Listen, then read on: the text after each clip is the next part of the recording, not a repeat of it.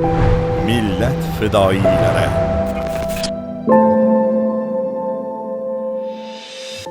Serjant Eshtemirov Muhiddin Husanovich 1975-yilning 13-aprel kuni Surxondaryo viloyati Termiz tumani Namuna qishlog'ida tug'ilgan. 1997-yil muddatli harbiy xizmatni o'tagan. 2001-yildan Mudofaa vazirligi tizimida shartnoma asosida harbiy xizmatni o'tay boshlagan.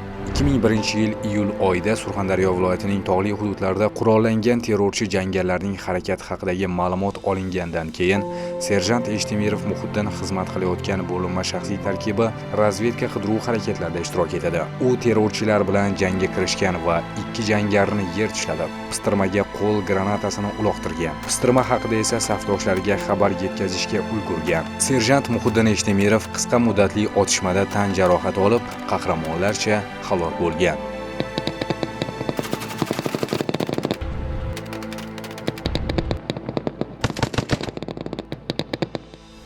O'zbekiston Respublikasi Prezidentining farmoniga muvofiq marhum serjant Muhiddin Eshtemirov ko'rsatgan jasorati uchun davlatimizning yuksak mukofoti Jasorat medali, shuningdek bir qator esdalik nishonlari bilan mukofotlangan. U tahsil olgan maktabda u haqida maxsus xotira burchagi tashkil etilgan.